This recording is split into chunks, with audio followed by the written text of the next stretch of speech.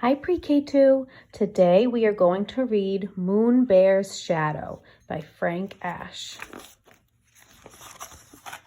One day, Bear went down to the pond with his fishing pole and a big can of worms. While he was putting a worm on his hook, he looked down and saw a big fish. "I'm going to catch that fish," thought Bear to himself. Oh, look at he stood up. Let's see what happens. But when Bear stood up to throw his line in the water, his shadow scared the big fish away. "Go away, Shadow," cried Bear. But Bear's shadow would not go away.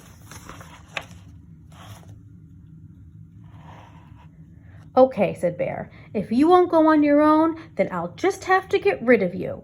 And he put down his fishing pole and began to run. He ran around the pond. When he got to the other side, he kept on running. Pre-K, notice the sun, and then look at his shadow. Just look at that.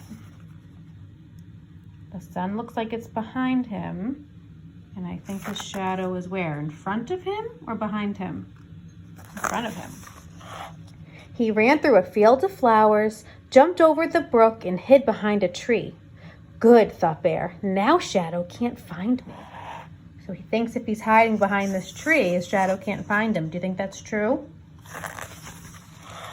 But Bear was wrong. When he stepped out from behind the tree, the first thing he saw was Shadow. Nearby was a cliff. Bear walked over to the cliff and looked up. "I'll climb so high, Shadow won't be able to follow me," thought Bear. Think that's true? Do you think if you climb really high, your shadow can't find you? Bear climbed higher and higher until at last he pulled himself up to the top. Huffing and puffing, he smiled with pride. Then he looked down and saw Shadow. Now Bear was very annoyed.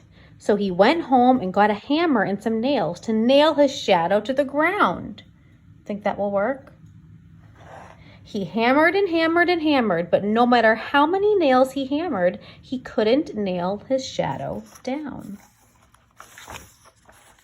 "If I can't nail him down," thought Bear, "maybe I can bury him." So he got his shovel and dug a hole. When the hole was deep and wide, he let his shadow fall in the hole. Look at the shadow is in the hole. I wonder what will happen. It is in there. Then Bear filled the hole with dirt. When he was finished, it was almost noon. So Pre-K, at school, noon means we just finished lunch and we're going outside to recess. That's noontime. The sun was high in the sky and Shadow was nowhere to be seen. "At last," sighed Bear, "no more shadow." So look at, the sun is right above him because it's around noontime. And around noontime, like right when we're going to recess, the sun's right above us.